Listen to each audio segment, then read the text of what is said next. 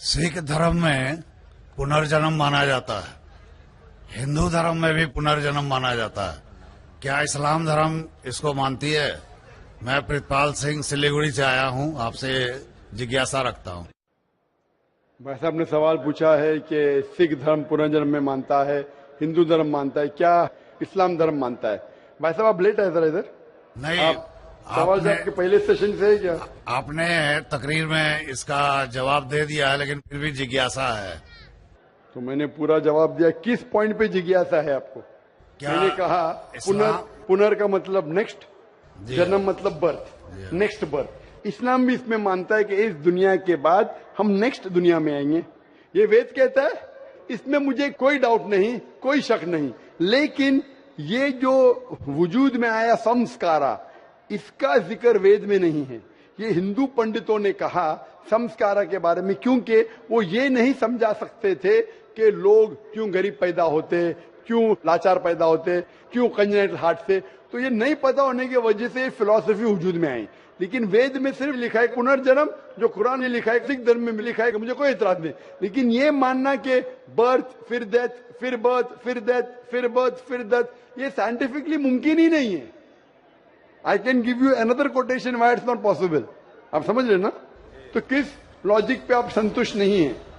मैं आपसे ये जानना चाहता हूं कि जैसे सिख धर्म में ये माना जाता है कि किसी व्यक्ति की मृत्यु हुई है, वो कहीं ना कहीं फिर जन्म लेगा।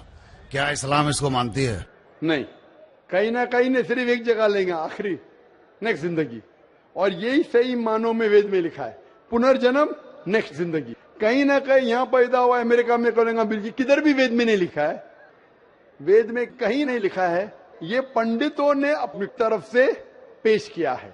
पुनर्जन्म जो कुरान में है और वेद में है, उसके मानी नेक्स्ट लाइफ, ये हम मानते हैं। लेकिन कहीं ना कहीं यहां लेगा नहीं, एक ही जगह आखिरत में।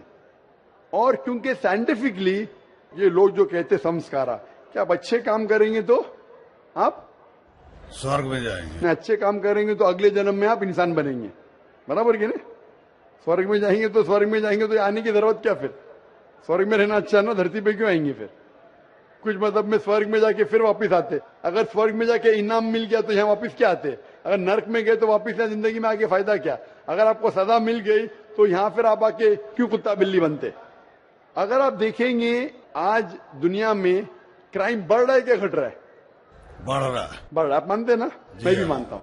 ये जो फिलोसफी संस्कारा की, अगर बुरे काम करेगा इंसान तो अगले इसमें वो बनेगा लेस, अच्छे काम करेगा तो बनेगा इंसान। क्राइम जब बढ़ रही है, इंसान की तादाद बढ़ रही है क्या घट रही है? मेरे समझ से तो घटनी चाहिए, लेकिन नहीं घट रही है। उसका मतलब लॉजिक गलत है ना आपकी? जी हाँ, बराबर। तो ये लॉजिक है ना, आप मान गए तो कबूल करो। अभी जो पुनर्जन्म है वेद में, सिखिज्म में, इस्लाम में यकसा है। क्या अगले बार जिएंगे, एक बार मरेंगे, अगली बार आपका हिसाब किताब होगा, डे ऑफ जजमेंट।